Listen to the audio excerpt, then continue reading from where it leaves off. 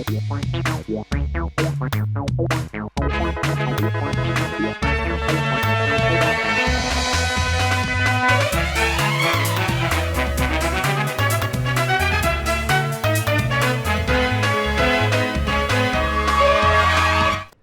मेरा नाम है जयंती झा और आप देख रहे हैं राष्ट्रीय समाचार। पहले एक नजर हेडलाइंस पर। केंद्रीय मंत्री अर्जुन राम मेघवाल का बयान, कहा एसआईआर कोई नई प्रक्रिया नहीं, मतदाता सूची शुद्धिकरण ही एसआईआर का असली उद्देश्य है। निशांत कुमार को लेकर जेडीयू का पोस्टर चर्चा में, पटना में लगे पोस्टर से सियासी हलचल तेज, नीतीश के बाद क्या निशांत पोस्टर ने दिए संकेत। मुख्य चुनाव आयुक्त से अभिषेक बनर्जी की मुलाकात, 8 से 10 मुद्दों पर चर्चा, बैठक 2.5 घंटे चली।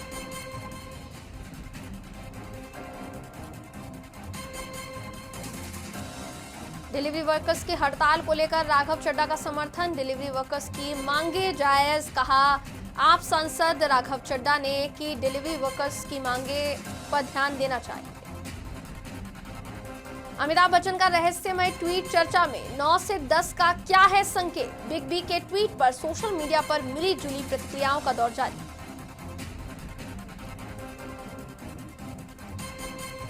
केंद्रीय मंत्री अर्जुन राम मेघवाल ने कहा कि एसआईआर कोई नई प्रक्रिया नहीं है, ये पहले से ही लागू होती रही है। मेघवाल ने कहा कि बिहार चुनाव में जनता ने राहुल गांधी को करारा जवाब दिया और इसके बाद शीतकालीन सत्र के दौरान जब विपक्ष ने संसद में इस मुद्दे पर चर्चा की तो संसद ने भी उन्हें सख्त और स्पष्ट जवाब दे दिया। देखिए, एसआईआर कोई पहली बार तो हो नहीं रही है, 52 से ही एसआईआर होती आई है। मतदाता सूची का शुद्धिकरण, अगर मतदाता सूची में अपात्र नाम है उनको हटाना चाहिए, कोई भी पात्र नाम है वो बाहर रह गया उसको जोड़ना चाहिए, यही एसआईआर की प्रक्रिया है। और दोनों जगह विपक्ष ने मात खाई है। मानसून सत्र में बिहार को लेकर के बड़ा मुद्दा था, बिहार के चुनाव हुए, जनता ने राहुल गांधी जी को जवाब दिया। उसके बाद संसद में चर्चा की उन्होंने शीतकालीन सत्र में, तो संसद ने भी जबरदस्त जवाब उनको दिया है और आपने भी सुना। तमिलनाडु देखिए, एसआईआर कोई पहली बार तो हो नहीं रही है, 52 से ही एसआईआर। बिहार में एक पोस्टर चर्चा का विषय बना हुआ है। ये पोस्टर क्या है, पहले इसको समझिए। ये पोस्टर बिहार के मुख्यमंत्री नीतीश कुमार के बेटे निशांत कुमार को लेकर लगाया गया है। जेडीयू कार्यकर्ताओं ने पटना में जेडीयू कार्यालय के बाहर मुख्यमंत्री नीतीश कुमार और उनके बेटे निशांत कुमार से जुड़ा पोस्टर लगाया है और पोस्टर में लिखा क्या है? लिखा है, चाचा जी के हाथों में सुरक्षित अपना बिहार, अब पार्टी के अगले जनरेशन का भविष्य संवारे भाई निशांत कुमार। ये पोस्टर इन दिनों चर्चा का विषय बना हुआ है। लगातार आपकी जानकारी के लिए बता दें कि निशांत कुमार जो कि नीतीश कुमार के बेटे हैं, उनके राजनीति में आने की चर्चाएं जोरों पर हैं। जेडीयू के कई दिग्गज नेता इस बात को बार बार दोहरा चुके हैं कि निशांत कुमार का अब राजनीति में आना, सक्रिय राजनीति में आना तय माना जा रहा है या उनको आना चाहिए, इस बात की सलाह बार बार दी जाती है। और अब ऐसे में जेडीयू कार्यालय के बाहर इस तरीके के पोस्टर जारी होना या लगना यह अपने आप में हैरान कर दे रहा है और चर्चा का विषय फिलहाल बना हुआ है। भारत के मुख्य चुनाव आयुक्त से मिलने के बाद टीएमसी यानी तृणमूल कांग्रेस के राष्ट्रीय महासचिव और सांसद अभिषेक बनर्जी ने कहा कि हमने 8 से 10 मुद्दों पर बात की है। मीटिंग दोपहर 12 बजे शुरू हुई, 2.5 घंटे तक चली। पिछली बार 1 महीने पहले 28 नवंबर को हमारी पार्टी के 10 लोगों का एक प्रतिनिधिमंडल यहां आया था। हमने चुनाव आयोग से 5 सवाल पूछे थे, लेकिन हमें उनमें से किसी का भी सटीक जवाब नहीं मिला। उसी रात चुनाव आयोग ने कुछ पत्रकारों को चुनिंदा जानकारी लीक की, ये दावा करते हुए उन्होंने हर सवाल का जवाब दिया है। अभिषेक बनर्जी ने अपने बयान में क्या कुछ कहा है पहले आपको सुनाते हैं, उसके बाद ज्यादा जानकारी लेंगे हमारे संवाददाता दीपक कुशवाहा से। मगर उससे पहले अभिषेक बनर्जी का बयान सुनिए आप। जवाब नहीं मिला। उसी दिन रात को कुछ पत्रकारों को सिलेक्टिवली लीक किया गया इलेक्शन कमीशन की तरफ से कि इलेक्शन कमीशन ने हर सवाल का जवाब दिया। उसके तुरंत बाद मैंने एक ट्वीट किया कि तृणमूल कांग्रेस के पास डिजिटल एविडेंस है और एक भी सवाल का एक भी जवाब इलेक्शन कमीशन पिछला बार नहीं दिया। इस बार भी हम लोग 10-11 पॉइंट्स लेके आए थे जी, तो इससे पहले अमित शाह के द्वारा कोलकाता में प्रेस कॉन्फ्रेंस कर ज्यादा जानकारी देना, ममता बनर्जी पर आरोप लगाना, और अब टीएमसी का डेलीगेशन चुनाव आयोग पहुंच जाता है और वहां जाकर पुरानी मांगों को दोहराया जाता है। ये ऐसे समय में हो रहा है जब बंगाल में विधानसभा चुनाव अब मुहाने पर आकर खड़ा हुआ है। ज्यादा जानकारी के लिए हमारे साथ दीपक जुड़ रहे हैं दिल्ली से। दीपक, क्या जानकारी मिल रही है? आज पूरा डेलीगेशन जो है टीएमसी के बड़े कद्दावर नेताओं का वो पहुंचा था, और क्या क्या मांगे रखी गई है चुनाव आयोग के सामने? दीपक। देखिए, बिल्कुल, क्योंकि जिस तरीके से एसआईआर का मुद्दा जो है पूरे देश में चल रहा है, और खासतौर पर क्योंकि पश्चिम बंगाल में जो है चुनाव होने हैं, और उससे पहले एसआईआर का मुद्दा जो है वो काफी जोरों से उठाया जा रहा है। लेकिन इस एसआईआर के मुद्दे के दौरान जो है टीएमसी के जो सांसद हैं और कुछ कैबिनेट मिनिस्टर जो है, तकरीबन 10 लोगों का एक डेलीगेशन जो है आज चुनाव आयोग के ऑफिस पहुंचता है, और चुनाव आयोग के ऑफिस में जाकर ज्ञानेश कुमार जो कि चुनाव आयुक्त हैं उनसे मुलाकात करते हैं। तकरीबन 12 बजे जो है ये पूरा डेलीगेशन जो है वो चुनाव आयोग जाते हैं। लेकिन इस पूरे डेलीगेशन के अंदर जो है सिर्फ एक ही मुद्दा था, एसआईआर को लेकर, और जिस तरीके से एसआईआर की प्रक्रिया जो है पश्चिम बंगाल में चल रही है उसके खिलाफ जो है एक जो पत्र है वो चुनाव आयोग को देना था। इसी का एक बड़ा मकसद था। लेकिन क्योंकि 2.5 घंटे जो है ये मीटिंग जो है वो चुनाव आयोग के साथ चली, और इस 2.5 घंटे के अंदर तमाम वो बातें जो है टीएमसी ने अपनी रखी चुनाव आयोग के सामने, जो कि पश्चिम बंगाल में जो है चीजें हो रही है एसआईआर को लेकर। लेकिन जैसे ही अभिषेक बनर्जी मीटिंग खत्म करने के बाद जो है बाहर निकलते हैं और मीडिया से जब बात करते हैं, तो उन्होंने साफ तौर पे कहा कि पहला भी हमारा डेलीगेशन जो है चुनाव आयोग से मुलाकात करने के बाद और गया था, उसके बाद दूसरी बार हम मुलाकात कर रहे हैं, लेकिन पहली बार में भी चुनाव आयोग ने कोई स्पष्ट जवाब जो है एसआईआर को लेकर जो भी हमने सवाल किए उसका जवाब जो है वो पूर्ण तरीके से नहीं दिया। और इस बार भी सेम वही चीजें हुई हैं। इस तरह के जो आरोप हैं वो अभिषेक बनर्जी ने लगाए, और खासतौर पर अभिषेक बनर्जी ने कुछ आंकड़ों का भी जिक्र किया, जिसमें उन्होंने कहा कि 1 करोड़ 36 लाख वोटर के जो नाम एसआईआर के दौरान जब हटाए गए, जिसमें नाम सरनेम अलग था, किसी में एड्रेस अलग था, किसी में उनके पिता का नाम कुछ था, माता का नाम कुछ अलग था, तो जब इन तमाम चीजों को जब एसआईआर के ड्राफ्ट लिस्ट से जब हटाया गया तो उनकी जो सूची थी वो जारी अभी तक क्यों नहीं हुई? इस तरह के सवाल जो है अभिषेक बनर्जी ने जो है खासतौर पर चुनाव आयोग पर उठाए जयंती, और ये बड़ा सवाल और तीखे तेवर में जो है अभिषेक बनर्जी ने सवाल पूछे हैं। उसके साथ साथ उन्होंने कहा कि जिस तरीके से 58 लाख जो ड्राफ्ट लिस्ट में जिनका नाम नहीं आया, उसमें साफ तौर पे चुनाव आयोग की तरफ से कहा गया कि जो 58 लाख जो लोग हैं उनकी जो सूची है उसमें बांग्लादेशी ज्यादातर है और ज्यादातर रोहिंग्यास हैं। अगर वो बांग्लादेशी और रोहिंग्यास थे तो उनकी अभी तक सूची जारी क्यों नहीं की गई है? चुनाव आयोग को जो है वो सूची जारी करनी चाहिए। अगर सूची जारी नहीं कर सकती तो सीधे तौर पर जो है ये पश्चिम बंगाल को जो है बदनाम करने की कोशिश की जा रही है, वहां के सरकार को बदनाम करने की कोशिश की गई है। तो क्या इसके लिए वो माफी मांगेंगे? इस तरह की भी बातें उन्होंने कही। और सबसे बड़ी बात यह है जयंती कि उन्होंने सीधे तौर पर यह कहा कि ईवीएम से कोई चोरी नहीं की जा रही है, ये वोटर लिस्ट की चोरी हो रही है और ये सॉफ्टवेयर के जरिए चोरी हो रही है, और ये कोई भी जो चुनावी दल है वो अभी तक नहीं पकड़ पाया, लेकिन टीएमसी ने यह काम करने की कोशिश की है। और चाहे वो आप बिहार चुनाव की बात करें, चाहे वो दूसरे अलग राज्यों की बात करें जहां पे चुनाव हुए, और भारतीय जनता पार्टी का जो स्ट्राइक रेट है वो 80 से ऊपर का रहा है, वो यही कारण है कि ईवीएम से चोरी नहीं बल्कि वोटर लिस्ट से ही चोरी हो जा रही है, जिससे कि भारतीय जनता पार्टी को बड़ी जो जीत है वो देखने को मिली है। और इसी का खामियाजा कांग्रेस को भी भुगतना पड़ा, इसी का खामियाजा आरजेडी को भुगतना पड़ा, और यही खामियाजा जो है दिल्ली में आम आदमी पार्टी ने भुगता है। तो इस तरह के जो बड़े आरोप हैं वो आज अभिषेक बनर्जी ने चुनाव आयोग की मीटिंग के बाद जो है खासतौर पर बीजेपी भी लगाए और चुनाव आयोग पे भी लगाए। जी दीपक, एसआईआर का ये जो मुद्दा है, बिहार में अभी हाल ही में विधानसभा चुनाव संपन्न हुए और वहां पर भी यही मुद्दा आरजेडी ने तूल दिया था। इस मुद्दे को लेकर सरकार पर तीखा हमला बोला था, बावजूद इसके चुनाव आयोग अपनी बातों पर अडिग रहा। चुनाव आयोग ने इसको लेकर राहुल गांधी के भी बार बार सवाल पूछे जाने पर यही कहा है कि अगर आपको लगता है कि कुछ गलती है तो आकर आप एफिडेविट दे सकते हैं। क्या इसी कड़ी में टीएमसी द्वारा ये कदम उठाया गया है? क्योंकि कांग्रेस और टीएमसी दो यहाँ पर ध्रुवों पर चल रही है, ये सब जानते हैं। चुनाव में क्या अपना स्टैंड टीएमसी जो है वो क्लियर करती हुई नजर आ रही है कि उसको जरूरत नहीं है और एसआईआर के मुद्दे को टीएमसी प्रबलता से उठाने वाली है चुनाव से पहले? दीपक,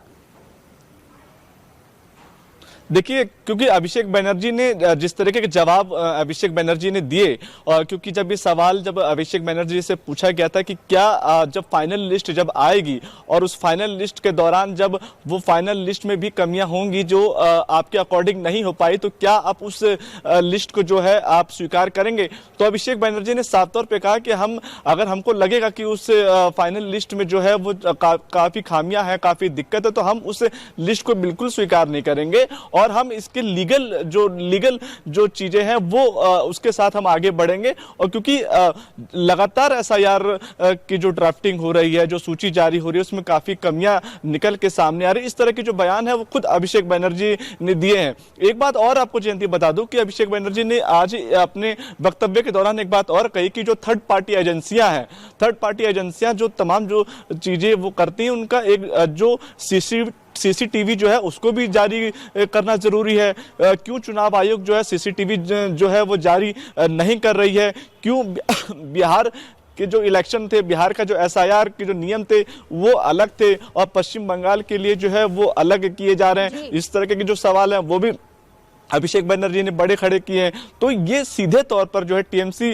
क्योंकि चाहे वो आरजेडी की जब आप बात कर रहे हैं, कांग्रेस की बात कर रहे हैं, उन्होंने साफ तौर पे ये कहा कि आरजेडी और कांग्रेस ने वो कमियां, वो गलतियां नहीं पकड़ी जो टीएमसी ने पश्चिम बंगाल में पकड़ी है। क्योंकि जो खामियां पश्चिम बंगाल के अंदर खासकर एसआईआर को लेकर चल रही है वो बाकी दल नहीं पकड़ पा रहे हैं। यही कारण था। और आज देखिए कुछ अभिषेक बनर्जी जो अपना वक्तव्य दिया, कितने आक्रामकता के साथ उन्होंने दिया और साफ तौर पे कहा कि अगर चीजें बिल्कुल अनुरूप नहीं होंगी तो हम उस लिस्ट को भी जो है स्वीकार नहीं करेंगे, चाहे इसके लिए हमें लीगल तरीके से, लीगल हथकंडों से हमें आगे बढ़ना पड़े। जी दीपक, बीजेपी की तरफ से अमित शाह ने सीधा मोर्चा संभाला है, क्योंकि इससे पहले वो प्रेस कॉन्फ्रेंस करते हैं और उसके बाद उनकी सभा की बातें जो है वो की जाती है।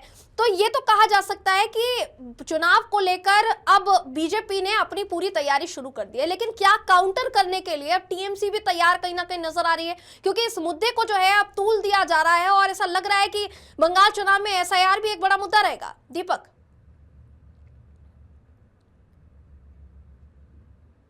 देखिए, क्योंकि भारतीय जनता पार्टी के लिए पश्चिम बंगाल नाक का सवाल हो चुका है और जिस तरीके से भारतीय जनता पार्टी ने पहले भी पश्चिम बंगाल के चुनाव में लगातार पुरजोर कोशिश करी, लेकिन वो कोशिश हालांकि भारतीय जनता पार्टी के लिए नाकामयाब रही। लेकिन ऐसे में भारतीय जनता पार्टी अब ऐसा कोई भी मौका छोड़ना नहीं चाहती है और यही कारण है कि अमित शाह ने पहले से ही मोर्चा जो है पश्चिम बंगाल के लिए संभाल लिया है।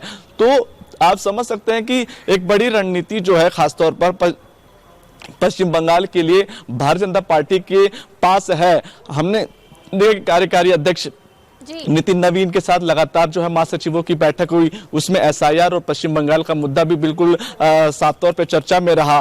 तो लेकिन टीएमसी जानती है कि अगर एक भी मौका अगर भारतीय जनता पार्टी को खासकर पश्चिम बंगाल में दे दिया जाए तो भारतीय जनता पार्टी जो है वो किस तरीके की जो स्थिति है वो टीएमसी के विरुद्ध जो है बना सकती है। लेकिन एसआईआर का मुद्दा देखिए, जब से एसआईआर की प्रक्रिया शुरू हुई और एसआईआर के बारे में जब आपको याद होगा कि सत्र में जब चर्चाएं शुरू हुई थी, बात शुरू हुई, तभी से जो विपक्षी दलों की जो पार्टियां हैं वो लगातार इसका विरोध कर रही है। और यही कारण जो है हमने उत्तर प्रदेश के अंदर भी देखा, हमने बिहार में भी देखा, हमने और भी अलग राज्यों के अंदर भी देखा। लेकिन पश्चिम बंगाल में सबसे दो बड़े मुद्दे हैं, क्योंकि बांग्लादेशी घुसपैठ और दूसरा रोहिंग्यास, ये दो ऐसे बड़े मुद्दे हैं जिसपे सरकार तो ये कह रही है कि पश्चिम बंगाल के अंदर इनकी स्थिति जो है, इनकी संख्या काफी अधिक है और जिसपे जो पश्चिम बंगाल की सरकार है वो उनको बचा रही है। लेकिन लेकिन वहीं दूसरी ओर जब आज अभिषेक बनर्जी और इससे पहले का भी बयान हम देखते हैं तो सीधे तौर पे वो कहते हैं कि अगर इनकी संख्या वहां पे ज्यादा है, अगर ये वहां पर है तो वो हमारे सामने लेके आए, उनकी सूची जारी की जाए। अभी तक चुनाव आयोग ने क्यों नहीं सूची जारी करी है? सरकार जो है सरकार उनकी जो पूरी टीम जो सेना है वो बॉर्डर पर है, तो वो अंदर कैसे आ पा रहे हैं? तो इस लगातार जो आरोप और प्रत्यारोप का जो दौर है जयंती वो भी लगातार जारी है। लेकिन पश्चिम बंगाल जो है खासतौर पर भारतीय जनता पार्टी के लिए नाक का सवाल है और दूसरी तरफ टीएमसी जो है अपनी साख बचाने के लिए इस बार लड़ रही है। जी बहुत बहुत धन्यवाद दीपक ज्यादा जानकारी के लिए। तो जैसा आपने देखा कि टीएमसी जो है वो अपनी साख बचाने के लिए फिलहाल जद्दोजहद में जुट चुकी है। वहीं दूसरी तरफ भारतीय जनता पार्टी की तरफ से खुद मोर्चा संभाल लिया है केंद्रीय गृह मंत्री अमित शाह ने। अब देखने वाली बात यही होगी कि पश्चिम बंगाल में जो कुछ समय बाकी है चुनाव को लेकर, उस समय के दौरान टीएमसी और बीजेपी के बीच छिड़ा ये सियासी घमासान आगे किस करवट मोड़ लेता है। अगली खबर की तरफ रुख करते हैं, खबर दिल्ली से। आप सांसद राघव चड्ढा ने कहा कि मैं सभी डिलीवरी वर्कर्स के साथ अपनी एकजुटता व्यक्त करता हूं जो आज स्ट्राइक पर हैं और प्रतीकात्मक विरोध प्रदर्शन कर रहे हैं कि उनकी ओर देखा जाए, ऐसा उनका कहना था। राघव चड्ढा ने देखिए ये भी कहा कि मैं ये चाहता हूं कि उनके साथ न्याय हो। मैं तमाम कंपनियों के मैनेजमेंट से अपील करना चाहता हूं कि वो उनकी ओर देखें, उनकी समस्या सुने और उनका ख्याल रखें। मेरी मांग है कि उनकी बातों को सुना जाए। मुझे विश्वास है कि कुछ फैसले लिए जाएंगे और मैं इसको लेकर बहुत सकारात्मक हूं। विंटर सेशन ऑफ पार्लियामेंट में राज्यसभा में बात रखी थी कि ये जो गिग वर्कर्स हैं, राइडर्स हैं, डिलीवरी बॉयज हैं, ये रोबोट्स नहीं हैं, ये बॉन्डेड लेबर नहीं है। ये भी किसी के पिता हैं, किसी के पति हैं, किसी के भाई हैं, किसी के बेटे हैं और इनके साथ ज्यादती हो रही है। इनको सोशल सिक्योरिटी नहीं मिलती, इन्हें कोई रिटायरमेंट बेनिफिट नहीं मिलता है, इन्हें एक्सीडेंट हेल्थ इंश्योरेंस नहीं मिलता, इन्हें स्थायी नौकरी नहीं मिलती। और यदि ये थोड़ा सा भी प्रोटेस्ट जाहिर करते हैं या अपनी मांग रखते हैं तो बताया जा रहा है कि उनको ऐप से लॉग आउट कर दिया जाता है या उनके जो ऑर्डर्स, दिन में आपको 15 ऑर्डर डिलीवर करने का मौका मिलता था उसे घटाकर 3, 4, 5 कर दिया जाता है। तो इस प्रकार से कई सारे टैक्टिक्स उनके जो टीम लीडर्स हैं वो अपना रहे हैं और उनको कहीं ना कहीं फाइनेंशियल घाटा हो रहा है और सोशल सिक्योरिटी तो उन्हें मुहैया ही नहीं कराई जा रही है। तो मेरी यही मांग है कि आज हम उनकी बात सुने और उस पर कार्रवाई हो। ये तमाम कंपनी। बॉलीवुड के महानायक अमिताभ बच्चन ने अपने social media handle x Twitter पर एक रहस्यमय ट्वीट कर दिया जिसने उनके फैंस और फॉलोअर्स को सोचने पर मजबूर कर दिया कि उनके ट्वीट का मतलब क्या हो सकता है। अमिताभ ने लिखा, end of another gates closure. जो अभी है वो 9 था, अब 10 आने वाला है। ये ट्वीट उनके खास T5612 नंबर के साथ किया गया जो उनके ट्वीट की गिनती को दर्शाता है। बिग बी अक्सर अपने पोस्ट्स को नंबर देते हैं ताकि उन्हें बाद में रेफरेंस के लिए आसानी से ढूंढा जा सके। ये उनके एक fan link social media pattern है जो पहले भी चर्चा में रहा है। अब बात 9 और 10 की जाए तो जो उन्होंने लिखा वो ये कि जो अभी है वो 9 था, अब 10 आने वाला है। कहना शायद इस ओर संकेत कर सकता है कि एक चरण, स्टेज या अनुभूति खत्म हो रही है और नया कदम आने वाला है, जैसे कि एक तरह का बदलाव, समाप्ति और शुरुआत का प्रतीक। कई फैंस ने भी इसे ऐसे ही देखा कि जैसे कोई अध्याय पूरा हो रहा है और नए अध्याय की शुरुआत नजदीक है। सोशल मीडिया पर यूजर्स की प्रतिक्रियाएं बेहद दिलचस्प मानी जा रही हैं। कुछ ने इसे दिन का अंत या अलविदा कहने जैसा ट्वीट बताया, जैसा आज खत्म कल शुरू जैसी प्रतिक्रियाएं शेयर की गई। वहीं कई लोगों ने इसे अगले पड़ाव की ओर इशारा बनाते हुए सकारात्मक टिप्पणियां की है। कुछ फैंस ने मजाकिया अंदाज में ये भी कह दिया कि बिग बी सिर्फ एक नया नंबर 10 आ रहा है ये बता रहे हैं, जैसे कि वो पहले भी अलग अलग रहस्यमय संदेश शेयर कर चुके हैं। कुल मिलाकर अमिताभ बच्चन के इस रहस्यमय ट्वीट ने एक बार फिर सोशल मीडिया पर चर्चा का विषय बना दिया है। कुछ लोग इसे प्रतीक संकेत मानते हैं, कुछ लोग इसका मजाकिया अर्थ भी निकालते हुए नजर आ रहे हैं। क्या ये रात को अलविदा जैसा संकेत है या किसी नए दौर की शुरुआत? अभी भी फैंस इस मायने को समझने की कोशिश कर रहे हैं। जी तो खबरों का सिलसिला यूं ही जारी रहेगा। देश और दुनिया के तमाम खबरों के लिए देखते रहिए राष्ट्रीय समाचार।